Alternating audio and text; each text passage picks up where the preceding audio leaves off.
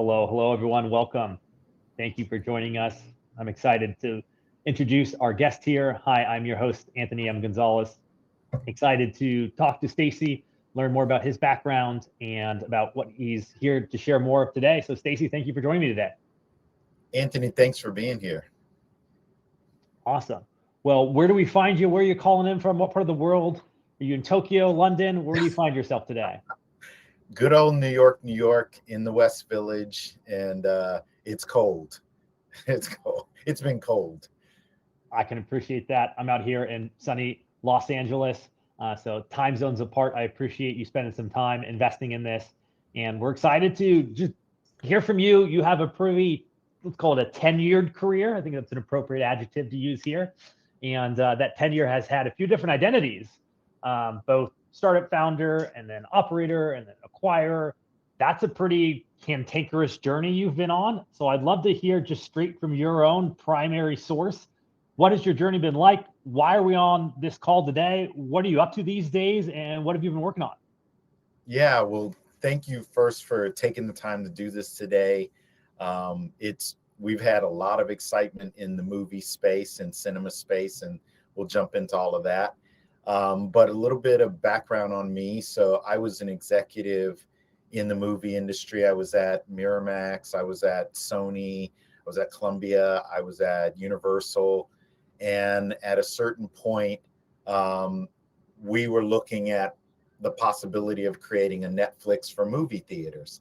And we saw that there's enough people who go often enough that it's a very viable thing. And so me and my co-founder back in 2012 set out to do that. We raised a little bit of capital. We ground our way for, about 5 or 6 years. And then we ended up having an exit, and we had done pretty well. We had, I think, created a category, a brand. There really wasn't a space prior to that. And when we did the exit, we thought, great, we're going to have real capital. We did sell the company, so we were going to phase out. And then a lot of the historical stuff that a lot of people know went down. The first thought was the new owners said, hey, Netflix is $10. Why don't we make MoviePass $10? And we said, well, that's good for a stunt, but it's not a business model. And they said, well, let's try it. And we added 100,000 people in 48 hours. And me and my co-founder were like, okay, you got to turn this off. This is, it's like, this will go in the wrong direction really fast. It's like, yeah. The club, too many people getting in the club too fast.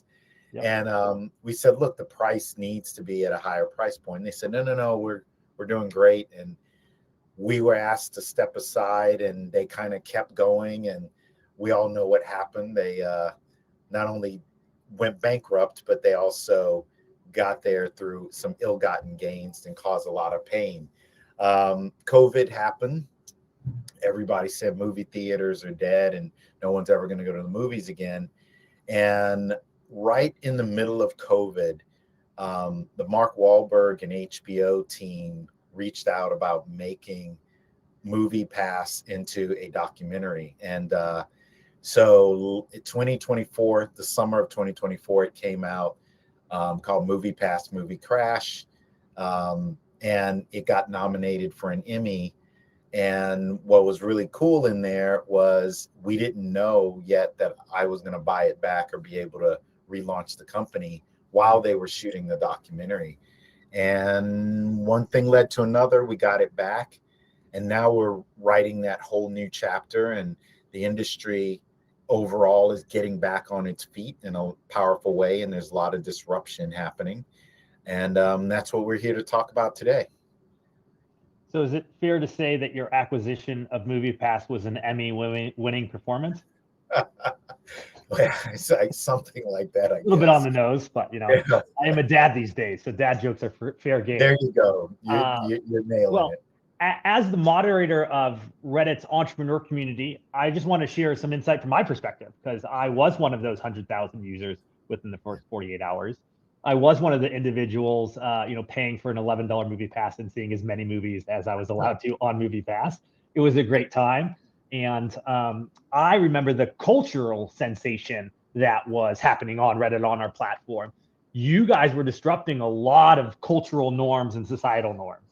And I thought that was so cool because, it almost encouraged people to see more films. And I know that's like an obvious, if this, then that example, but I thought I was more willing to see stuff I wouldn't normally see because I had MoviePass and I felt like I was obligated to like expand my film repertoire because I had now this new solution. And so I was a happy user. I wasn't aware that the investors came in and changed that little price point, but it had made sense because there was a lot of chatter like, how are they doing this? How is this making sense? And as the entrepreneur moderator, I've seen a ton of startups with that. Hey, grow at all costs. Like, we'll find out how to be profitable.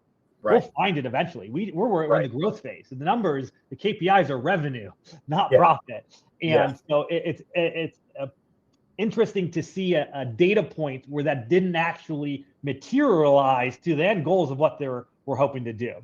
But it sounds like you were able to capitalize on that, reconfigure, get the ducks flying back together and form that opportunity to get your company back. And really, I hate to use the cliche pivot, but this is a MoviePass 2.0. It's a newer vision. It does have some, Phoenix rising from the ashes, remnants, but it really is a totally different concept, a different application, a different almost even use case or user. What is the new platform? How does it work? Tell us more. Great.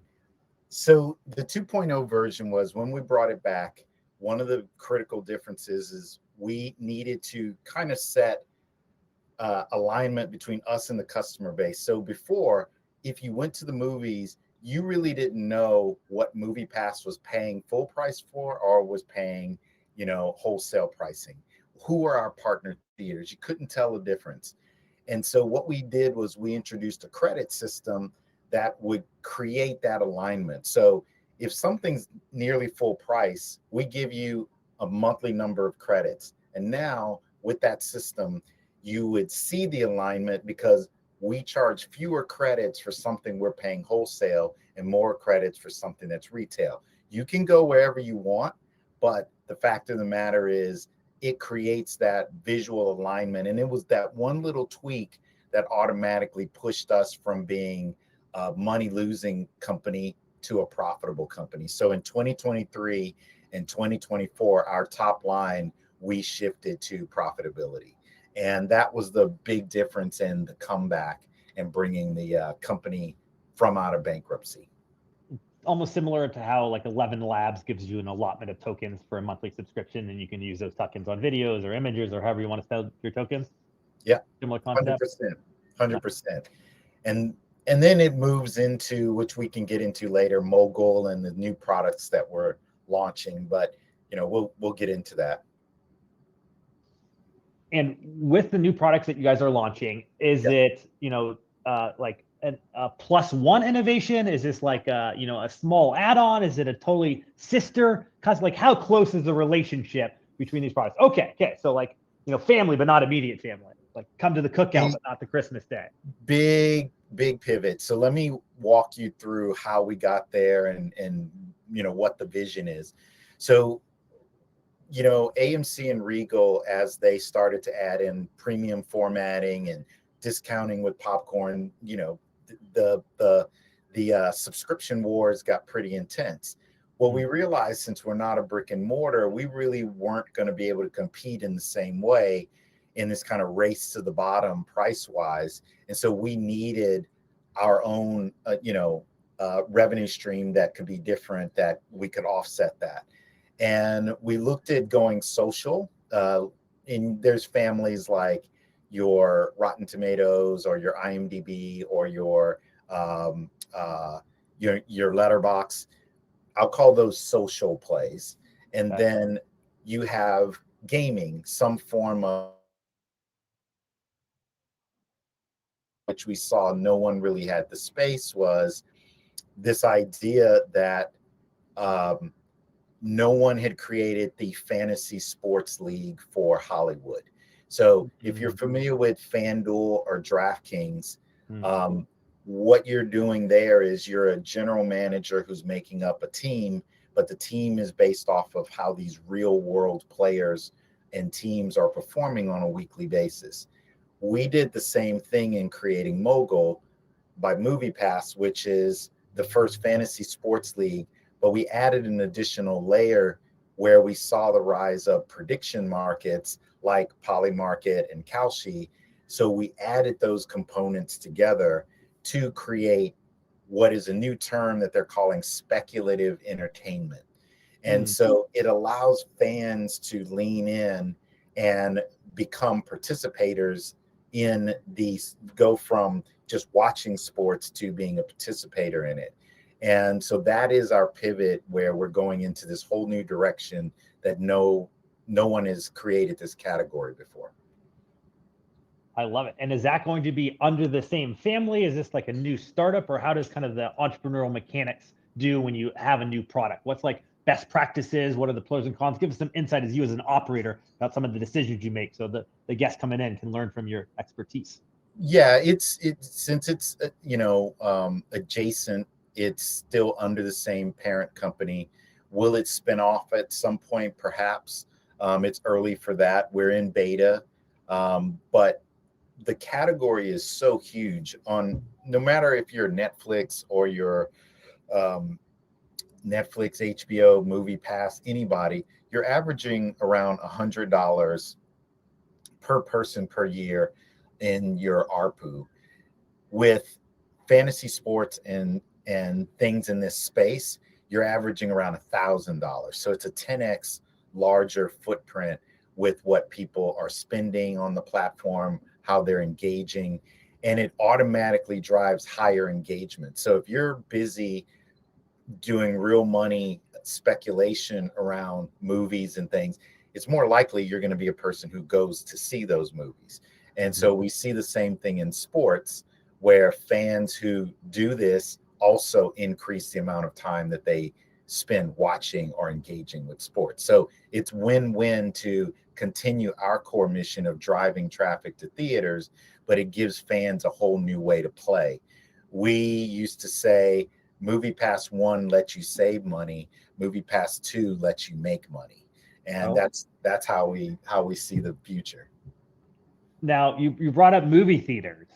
Are they friends? Are they foes? Are they complementary partners? Are they competition? Where does AMC view of this? Are they just a moot point? Yeah, there's part of the thing, or yeah, really, that the it's about what the movies do and how they perform, but the theaters really don't play as much of a role. In version 1 of the company, you needed either integration or you need to buy tickets. Now it's purely a data play. It's based on information, your knowledge.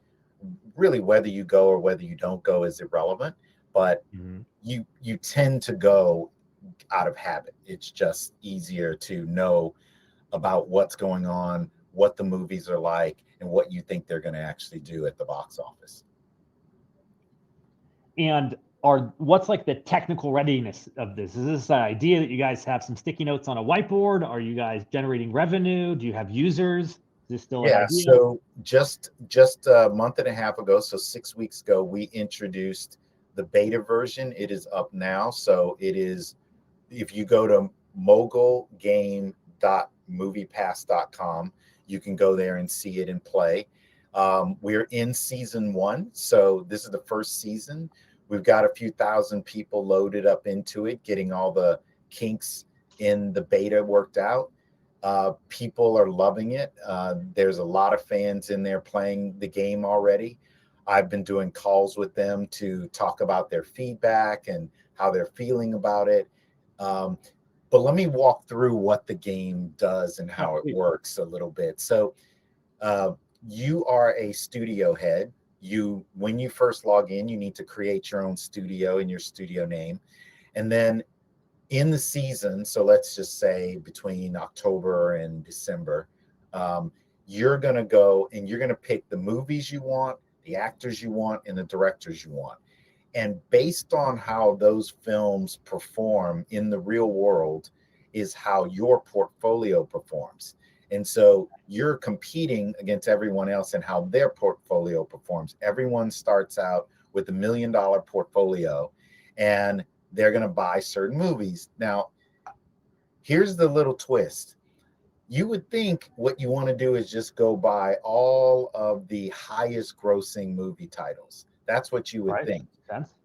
But what we do is we add an even more real world twist to it. Is each film, based on the size of its release, gets a negative cost because it costs something to make the movies. So if you have Wicked, and Wicked makes 400 million, but it costs you 200 million to make it, that has a negative cost. And if it made 400 million, you 2x your money. If you have a smaller film that's indie and it costs 5 million to make, but you make, say, I don't know, 60 million on it, well, then you 10, 11, 12 extra money. And so that smaller film outperformed. So you're basing it on an ROI, not based on gross. And that's the trick. Sometimes horror films or some of these other films perform much better as far as return on investment than some of the bigger films. And so the little guys can end up beating the big guys. And that's how you basically play the game at a high level. The capitalist in me really appreciates that nuance. If it was possible to have some private equity jargon like my DPI or my MOIC, my multiple uninvested capital, my internal rate of return, any other KPIs can get as some little movie studio executive. So when I go show my other buddies and I talk about their movie studio, I have some good, nest eggs and metrics to shit on them. Excuse my French. Exactly. So that's exciting. 100%.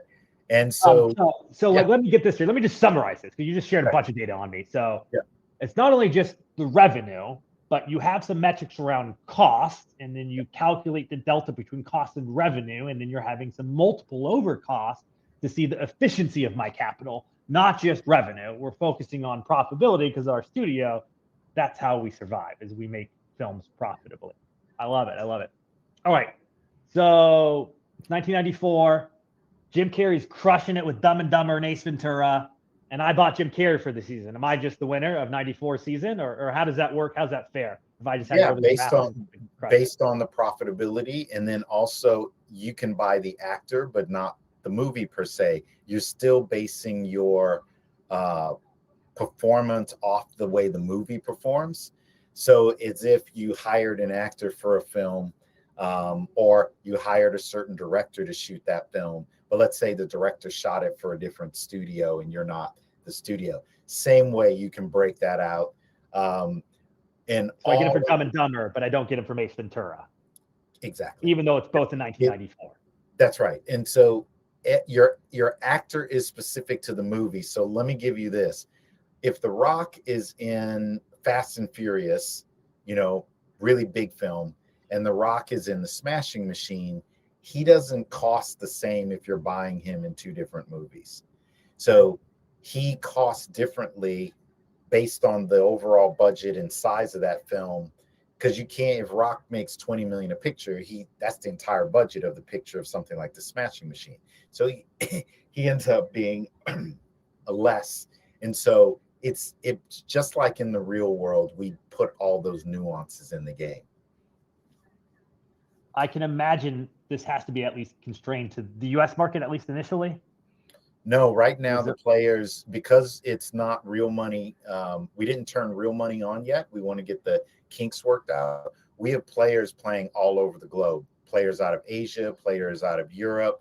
They're in Hong Kong. They're playing in Africa. They're playing in Canada, Australia, everywhere. What are they playing for? Is this do you win something? Is there a prize? Yeah. So right now there is $100,000 prize for overall scoring and points and things of that nature. So the general prize, it's not listed as cash. Fiat currency. This is not fictitious fund money. You're not going to line it anyway on me and give me it is digital currency. The reward value is at $100,000 and the exact currency. Very lawyery answer. I like it. It is to be defined.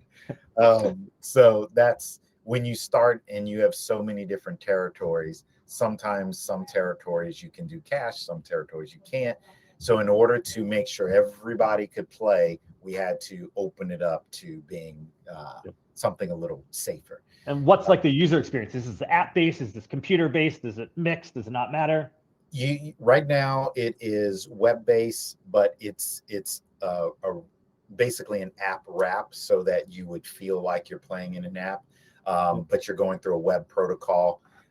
What you usually do is build these things out, do them web based, get the kinks worked out, and then push it into iOS and Android native. So that's the next stop that's coming next. Jan wants to know, what's the demographic of MoviePass and Mogul? Are these teenage girls? Are these old ladies at the retirement home? Middle-aged dads with kids? Everyone? You 9 know, to 90? a lot of people don't know this. The average male age is 26. The average female age is 24. And that's across our systems. We find people are tech savvy. They're young.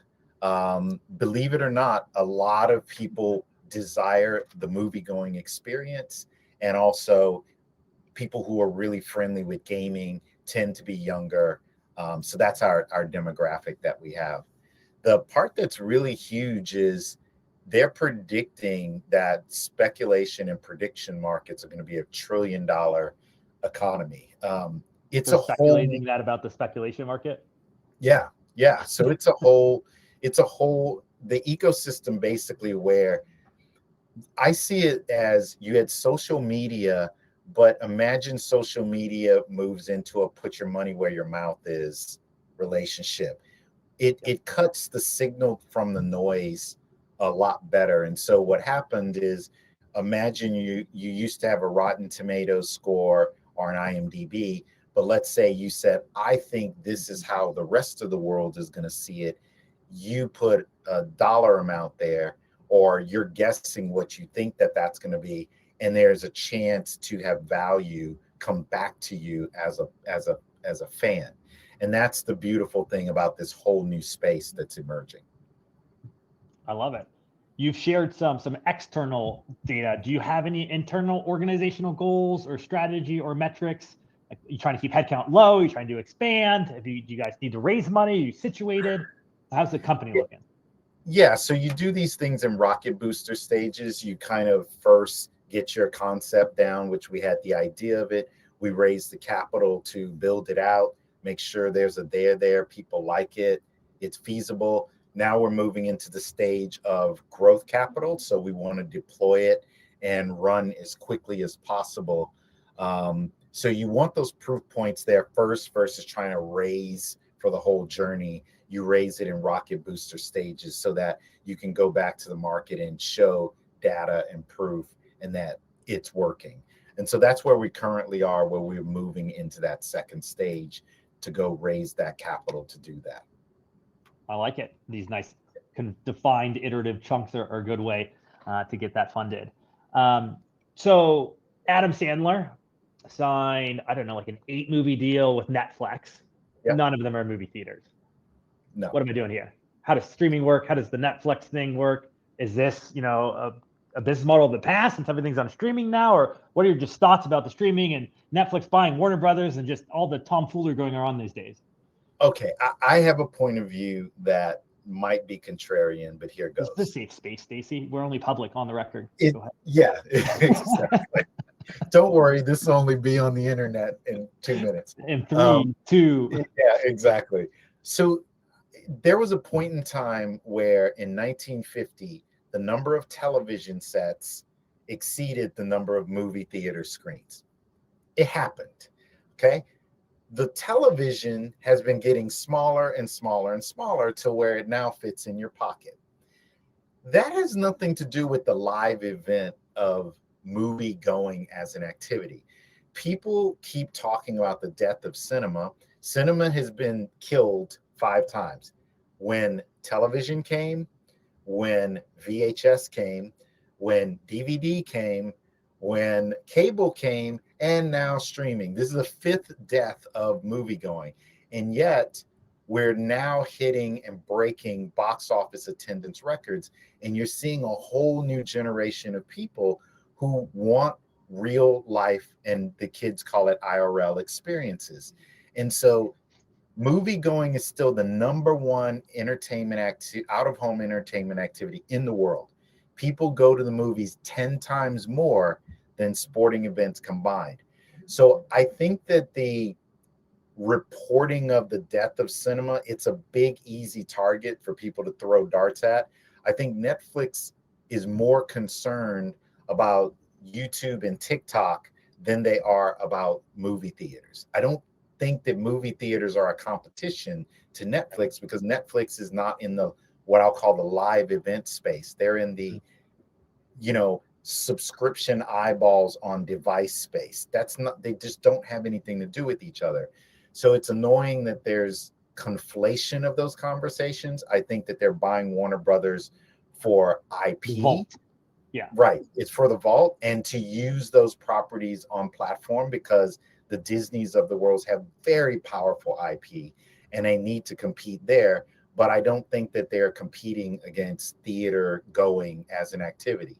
So that's my own. I think people underappreciate the licensing revenue stream that a lot of business decisions get made. They're buying Star Wars so they can sell Star Wars water cups, right? Like that's where the money from Star Wars is coming. Yeah. It's not the new release of Star Wars. It's every kid's backpack that has that Star Wars logo has to pay a fraction of a percent of it back to the studio that owns the IP. So that's the real value of the Warner Brothers acquisition is, apparel, trinkets, gizmos, gadgets. All that to be said, we did have some feature requests about MoviePass in the chat, so I just want to bring it into you. One was about possibly having a guest pass option one day, or if you want to invite a friend and like using your credits for that, and then maybe some credits around IMAX or some other formats. Do you have any commentary or seeing that being included? Yeah, we built out, so there's a few features coming. One is what we call PLF, where you can upgrade and buy more credits and add an IMAX or premium large formats. So that is part of the process. Some places you can do that. You can do that now.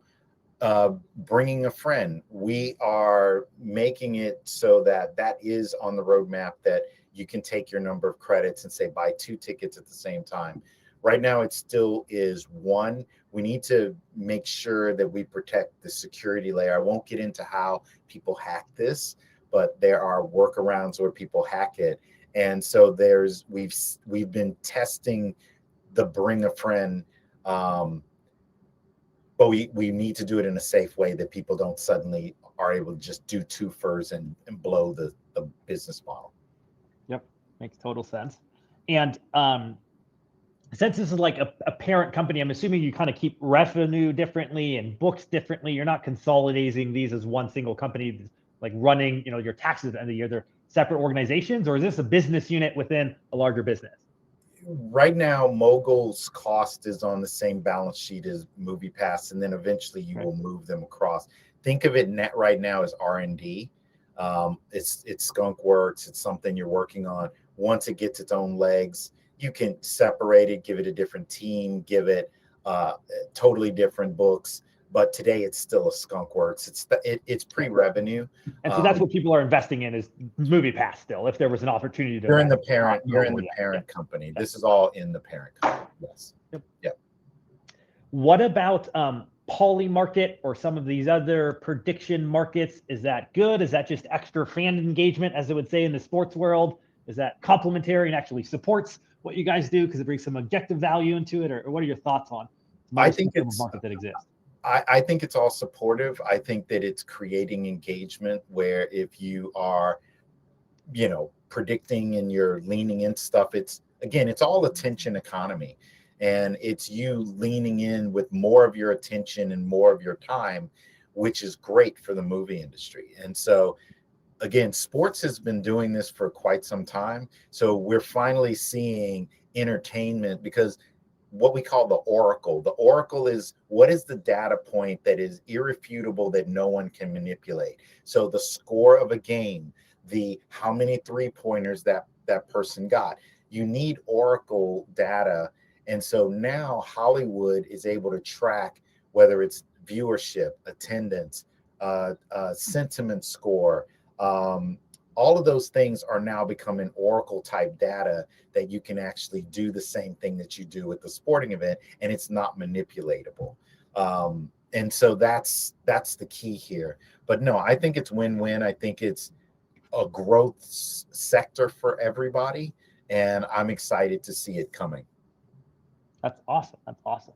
Are you participating? Am Are I? you a mogul, Stacy? Yeah, I try not, Are you busy being an I operator? don't want all this brain power to go to use and just crush the field. So I dabble. I don't want people to feel heartbroken like he's just crushing the field. So my studio is called Trinity Studios, Nice. and I think I'm in 563rd place. I checked this morning. Okay. So people are doing very well. I am gonna go and here's a bit of a hot take, but I'm gonna go and I'm gonna buy Avatar. I need to do it today before it closes tomorrow. Okay. So I'm gonna load up on that, and there's some other good So stuff. the film or James Cameron or what are you getting here? I'm gonna vote like a straight ticket. I'm gonna take James. Full I'm taking vertical the integration. movie. I'm going all the way down. I'm getting All right. Kate All right. Winslet. I'm going Sigourney Weaver all the way down. So It might be expensive. I don't know if you've seen the production budget, but that was not a cheap movie to make. That was no Blair Witch Project, Stacy. but he's gonna make money. He's gonna print paper. I got a feeling. The licensing, though. Okay, this is great. What about licensing? Does that count as movie revenue? Um, it, it ICs, the it backpack. would in the game. In the game right now, it's just based on the box office performance and Just ticket revenue, not just ticket, overall. because there's no clear place that anyone reports that. So you need a third party that is not yourself that has reliable data, and you just don't ever hear studios reporting on their merchandise numbers. So there's no way to really get that data. I firmly believe the whole reason they made Gladiator 2 was just to sell merchandise because that movie was not up to how aggressive they went in their merchandise and their marketing. But I digress. Well, yeah, you do digress. Yes, I'm not going to touch that. I'm just. I can vote with my own studio. You know, I'm a mogul Yes. now, Stacy. I can have a conviction and opinions There about you go. film. I'm So a mogul fantasy player. The one thing that we're working on now, the engineering team is, so today everyone's playing in one league. So what's coming that's great is you're going to be able to play peer to peer. You're going to play household. You're going to play office pool. So now we're making it that you're going to be able to have your own little leagues and play by yourself with other people, which will change the game. Everyone's playing in one league right now. So that's coming. Do you find individuals are taking the anonymous approach and having, you know, their shadow studio under an online name, or people taking, you know, the LinkedIn approach of saying, I am Anthony M. Gonzales and this is my studio? You know, right now, it only shows your studio name. So whatever you call the studio, it goes by that. If you want to go in and say who you are, that's up to you. But that way you can have some anonymity behind the scenes and play and not be concerned about it. Perfect. Good to know. Yeah. You don't never know who you're going to play against. You know, that's right. Kate Winslow out there that you're betting against. I love it. I love it. Have you found any naysayers, doubters, people who think, you know, it's illegal, or just what is some of the pushback you get when you try to launch a novel idea and a novel concept in a mature industry? Oh, you know, the biggest one is, will film people really care? And usually sports fans or people who are in the sports arena believe film fans aren't as competitive. And, you know, I don't know about you, but go have a conversation with Star Wars fans. Go have a conversation when fans around Fast and the Furious, or go have conversations with James Bond fans. Who's going to be the next James Bond? Or who, like, people are very passionate and competitive around. You're either on Team Star Trek or Star Wars. Correct. Clearly, are they on the same team? That's right. That's right. There's Star Trek, Star Wars. There's The Matrix. There's are you Team Keanu or not? You know, some people love him. Some people hate him. He's Neo. How can you not like him? Right. And that's part of that passion. And so when I hear sports fans saying film fans aren't as passionate. I'm like, I don't know. So that's probably one of the big things we hear is film fans aren't like sports fans, and I would tend to disagree with that. So we need to go prove that out. We need to go show that passion. Sure, I see people going to, in the same way you go to a sporting event and people are dressed up and they've got makeup. I go to the theaters, and when I go see an anime film, they're in full cosplay, and it's not Comic-Con. They are there. It's just regular Friday night, and they're in full cosplay. And that's wild. That's different. And that's that kind of passion we want to give an arena to, that they can have a home to come and play in.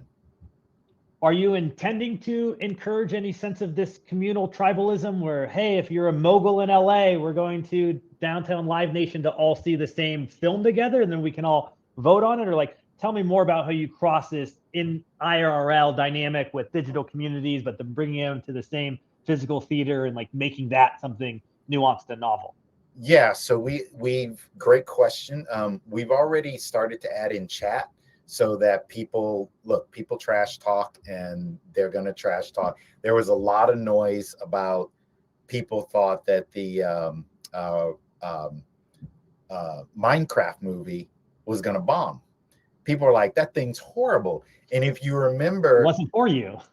Right. But if you remember the memes of I am Steve and how people were losing their minds and throwing theaters had to go in and say, please stop throwing popcorn when he says I am Steve, because we have to clean it up. And that is just part of that passion that's there. Well, we're adding in chat, we're adding in the capability of video, because if you want your team to win and it's in this realm that there is money at stake, then we want fans and actors and directors and studios to be able to put stuff in this arena to be able to help drive that passion. And so that's our version of a social community, but there's a monetary position with that community.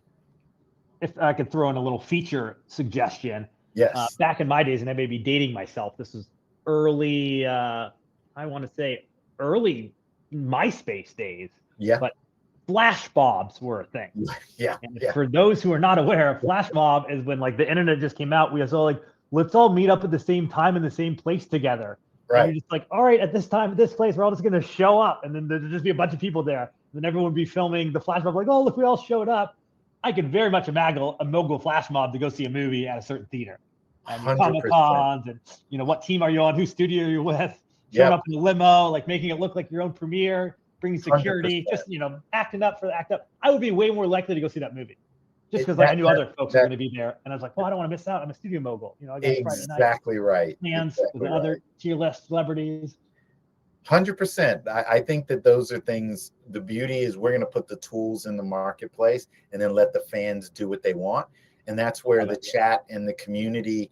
So one of the features we're working on is if you're a fan and you're in a movie, you could see other people that are in the theater at the same time. So those capabilities are coming. And so there's a lot of fun stuff that's really, we always say at MoviePass, we have the best jobs in the world. I mean, we get paid to go to the movies and we get paid to make toys that movie fans get to enjoy with each other and the experience together. And that's what we get to do. It's great. One thing that I've learned from my video gaming experience, I really appreciate the depth of data that League of Legends provides me after a game for no reason whatsoever. It'd be like, here's how many steps you took. Like, here's how many things, and here's compared to everyone else, and all these things. And like, I never look at it, but sometimes I do look at it when it was close, or I want to see how someone was doing. And I do want to dive into looking at very tight KPIs of like another character and how they progressed over different levels.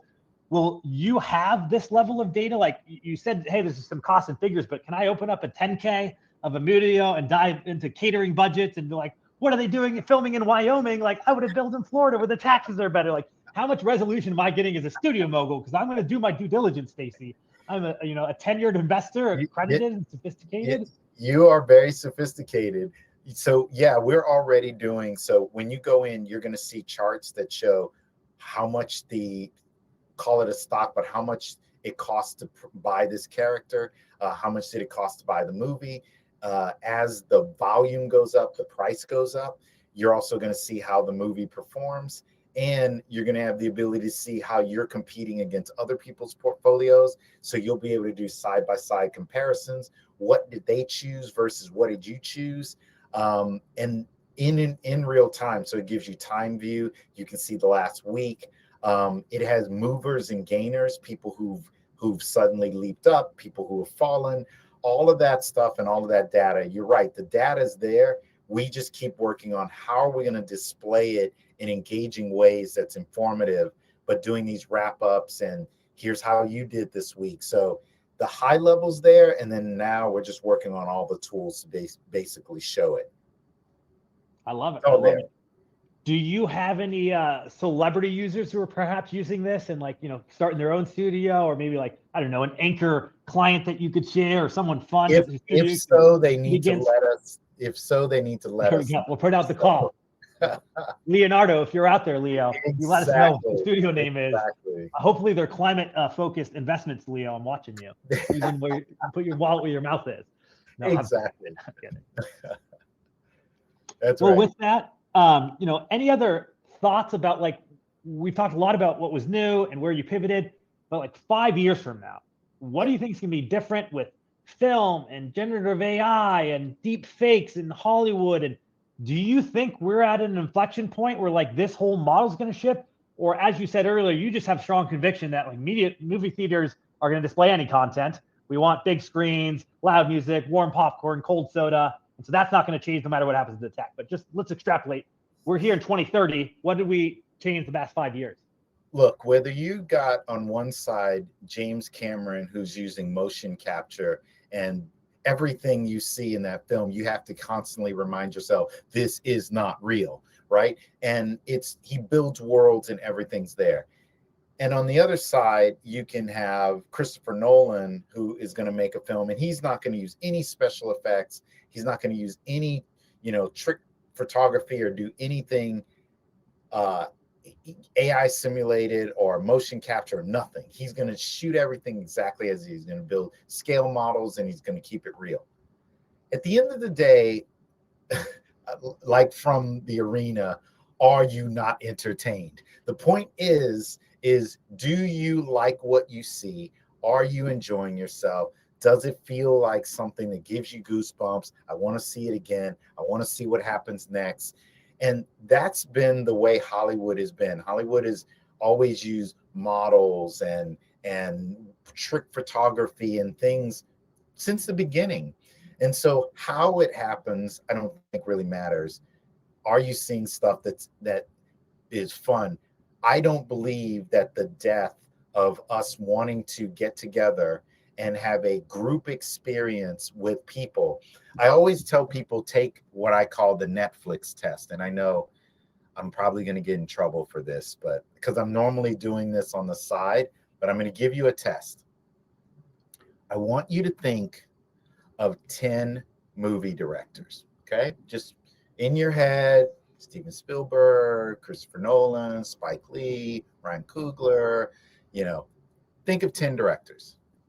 Okay. Now I want you to name 10 streaming directors only. They can't be film directors and going back and forth. Just streaming directors. Name 10. I'll wait. Yeah. And the reason stay that long in the film to see who the director is. Marty, next episode. Right. And the reason that it's a different experience in your relationship and your time commitment to going out and doing that is different, just like you can't remember TV directors, right? And you would see a TV actor trying to transition like George Clooney and other who started out in television on TV shows, and they wanted longer sustainable careers. Well, when we go and see something with others, we have a different memory recall and experience and relationship to it than if we don't. And I just don't believe in the death of cinema. I'm a happy card carrying customer, and we're happy to keep fighting for the cinematic experience. And I think it's only going to get better.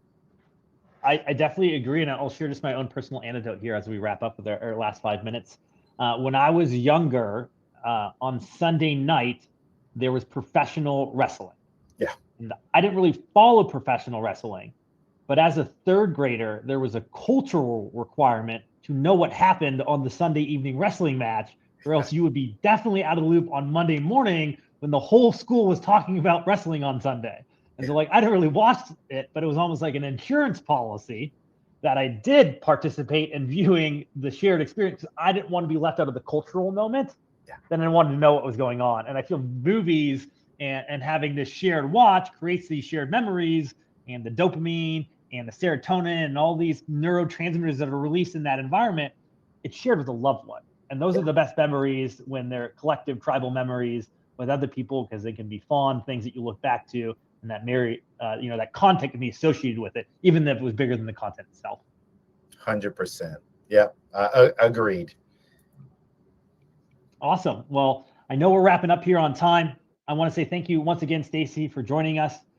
I wish you well in MoviePass 2.0 and the new Mogul product. I'm excited to be a movie studio. I don't wish you well competitively. I hope that your studio does worse than me. But personally, I do. Thank you again, Stacy, and be well. Anthony, thank you so much. Thank you. Cheers. Talk to you soon.